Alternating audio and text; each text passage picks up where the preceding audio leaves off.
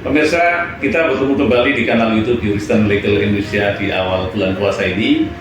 Kita mengucapkan selamat menjalankan ibadah puasa kepada rekan-rekan yang beragama Islam. Dan pada topik kali ini kita akan membahas persoalan yang sangat krusial, yaitu masalah contempt of court. Kenapa persoalan penghinaan, pelecehan terhadap lembaga peradilan ini sangat menyentuh dan menjadi perhatian sangat luas pada masyarakat? Kali ini telah hadir di tengah-tengah kita para mahasiswa jurusan hukum Universitas Jember UNEX yang saat ini sedang magang di YLI. Kita akan membahasnya lebih dalam.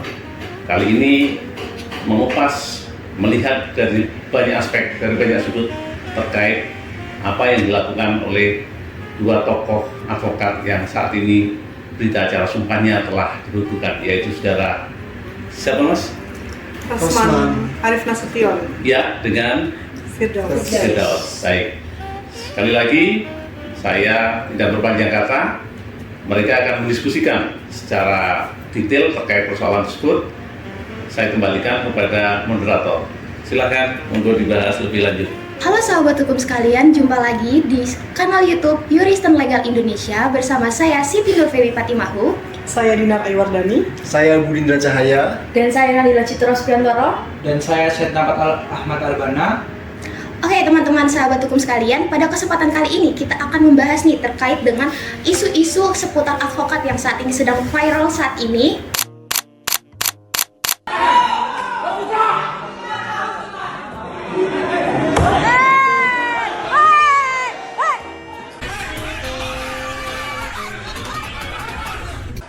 Pasti kita tahu dong, kita akan membahas siapa? Rasman Nasution. Betul, Rasman. Nah, mungkin sahabat hukum sekalian, saya akan bergeser nih kepada narasumber kita pada kesempatan kali ini. Di sini ada Kak Dinar ya.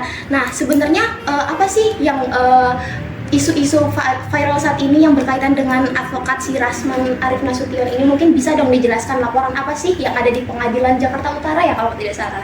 Oke Kak Febi, jadi kemarin Pengadilan Negeri Jakarta Utara melaporkan pengacara yang seperti kita ketahui Rasman Arif Nasution ya teman-teman ke Barreskrim Polri. Beliau melakukan keributan di ruang sidang saat pengacara Hotman Paris menjadi saksi dalam kasus pencemaran nama baik. Laporan terhadap Rasman dan kawan-kawan terdaftar dengan nomor LP-B-70 angka Romawi 2/2025 SPKT Barreskrim Polri.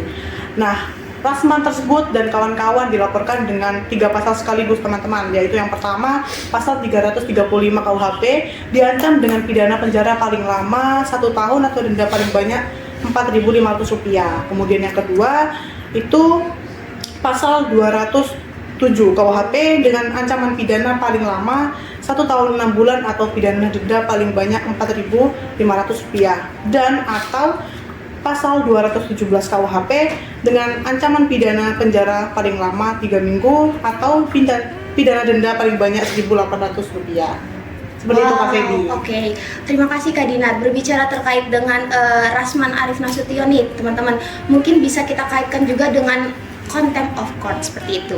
Nah, sebenarnya apa sih contempt of court itu? Mungkin kita bisa bergeser sedikit ke Asyatna ya untuk menjelaskan apa sih contempt of court itu. Nah, kalau contempt of court itu secara umumnya itu dapat diartikan sebagai tindakan yang suatu tindakan yang merendahkan kewibawaan, martabat dan kehormatan badan peradilan. Nah, dalam contempt of court itu terdapat berbagai macam-macam bentuk. Yang pertama kayak berperilaku tercela dan tidak pantas di pengadilan atau bisa disebut misbehaving in court.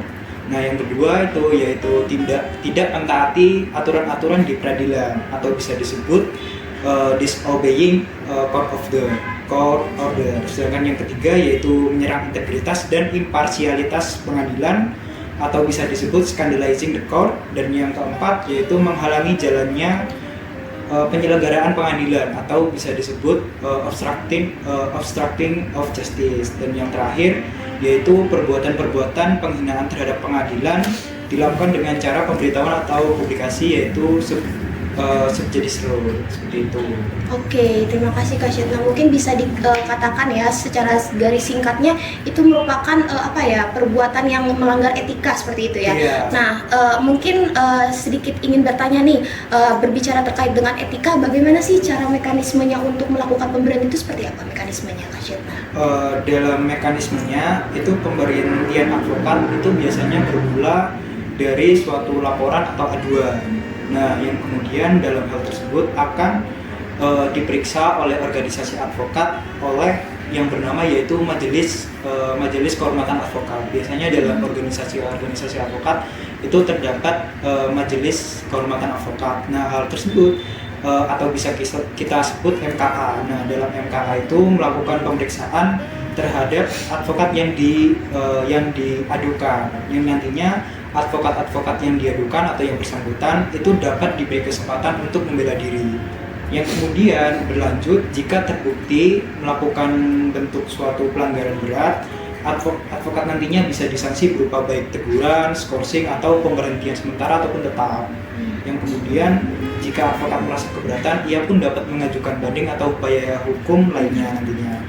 Dan jika keputusan pemberhentian tetap dijatuhkan, advokat yang bersangkutan akan dicabut keanggotaannya dari organisasi advokat dan dilarang untuk beraktif.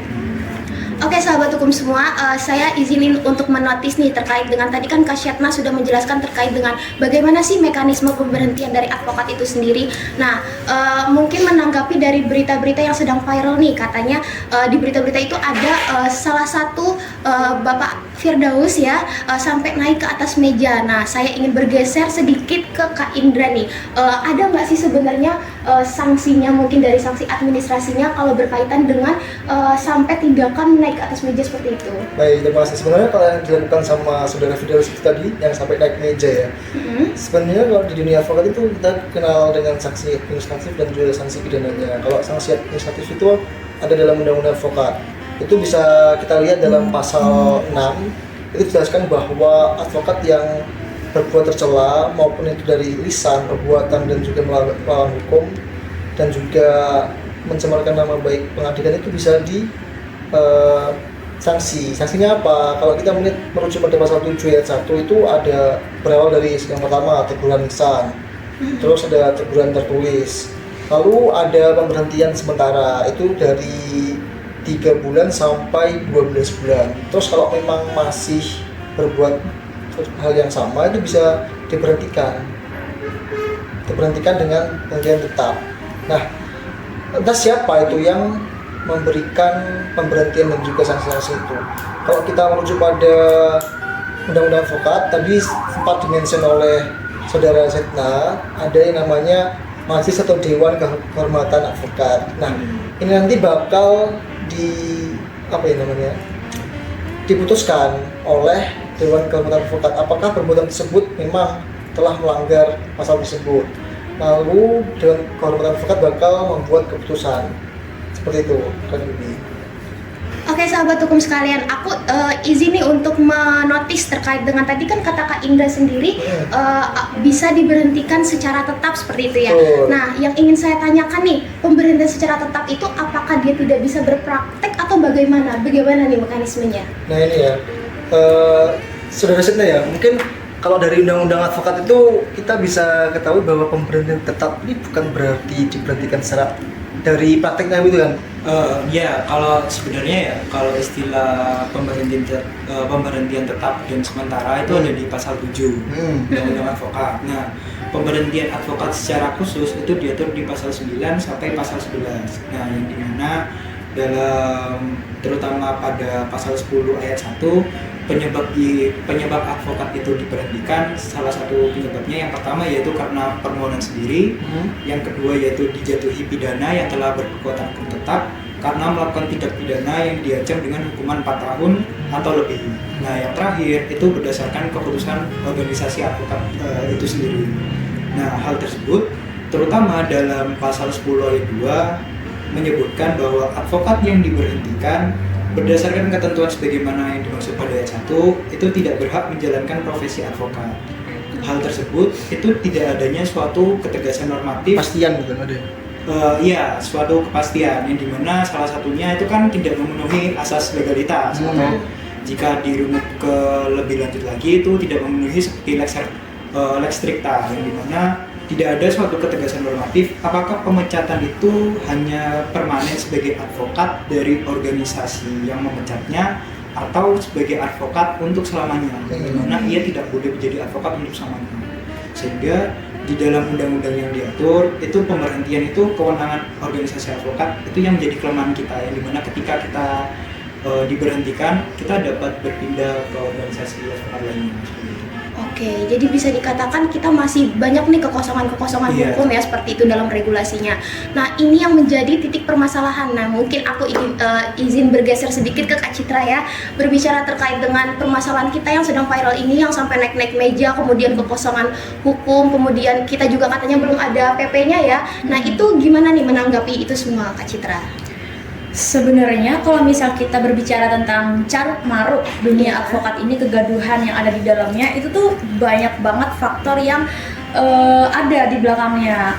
Salah satunya yang pertama tuh seperti yang dimention oleh Kak Feby tadi, ada kekosongan hukum pada Undang-Undang Nomor 18 Tahun 2003 tentang advokat. Ini menjadi kerancuan bagi semua pihak. Jadi kayak bingung gitu loh. Tapi emang aneh ya. Undang-undang ini udah diresmikan dan udah diberlakukan sejak 2003 secara langsung bahwasanya ini berumur 21 tahun, namun hingga saat ini masih belum ada yang merevisi dan bahkan PP-nya pun belum ada seperti kata Kak Feby tadi. Kemudian faktor yang kedua adalah Dewan Kehormatan Advokat atau majelis tadi yang dikatakan Kak Syetna itu yang seharusnya menjadi garda terdepan dari adanya advokat ini sendiri dalam penegakan etika profesi seringkali tidak efektif karena kurangnya independensi, sumber daya, dan kewenangan. Kalau misal kita meninjau dari Ipsos itu seperti perusahaan riset dan konsultasi nasional yang ada di Paris, itu tuh advokat atau pengacara itu menempati peringkat ke-6 dari 20 profesi yang ada dalam kualifikasi profesi yang tidak dipercaya oleh masyarakat. Jadi gitu. Oke. Jadi banyak banget ya titik permasalahan yang sedang saat ini dihadapi oleh teman-teman advokat, karena memang bisa dilihat dari regulasi kita itu masih banyak diksi-diksi yang sebenarnya masih kurang memberikan kejelasan atau kepastian hukum itu sendiri. Nah, lantas saya ingin bertanya nih kepada teman-teman sekalian yang ada di sini, mungkin bisa nih memberikan terkait dengan closing statement gimana sih biar dunia advokat kita di Indonesia ini bisa kembali terjaga marwahnya. Karena kalau misalkan menurut saya pribadi sendiri ya, melihat dari berita-berita yang viral saat ini, aduh gimana ya, sangat dipertanyakan gitu ya terkait dengan kualitas itu karena mungkin banyak banget beberapa organisasi atau advokat itu sendiri yang mana jadinya tuh terkesan tidak terlalu diatur gitu terkait dengan kualitasnya. Nah, untuk saat ini saya sebagai orang yang awam gitu ya, yang masih belum menjadi advokat, masih mempertanyakan gimana sih kualitas advokat di Indonesia itu sendiri. Mungkin bisa nih kepada teman-teman memberikan closing statement supaya sekiranya kita bisa menjaga kembali marwah dari organisasi advokat itu sendiri. Mungkin bisa dari Mbak Dinar. Iya, kalau dari aku sendiri, cara untuk menjaga marwah sebagai advokat itu kalau dari aku ini seperti partai politik harus melakukan audit kinerja para advokat yang dinaunginya, seperti itu Kak. Oke. Tetap terkontrol lah. Oke, jadi mungkin bisa dilihat ya diawasi terkait dengan kinerjanya supaya kinerjanya bisa tetap ada koridor seperti itu ya Mbak. Mungkin dari Kak Indra sendiri bagaimana nih tanggapannya? Mungkin kalau saya sendiri terpikir kita coba aja buka pintu kepada advokat-advokat dari luar untuk dapat belajar di Indonesia, karena dengan sistem pasar dan juga persaingan itu bisa membuat advokat-advokat Indonesia itu menjadi lebih kompeten lagi, karena kan sudah melihat bahwa ada saingannya loh saya. Jadi dia harus mengembangkan dirinya lagi untuk berusaha dapat menyaingi yang dari luar tersebut, begitu menurut saya. Oke, mungkin kalau bergeser sedikit ke samping saya, Kak Citra seperti apa tanggapannya? Iya, terkait marwah dari advokat itu ya Kak Iya, Feby. betul.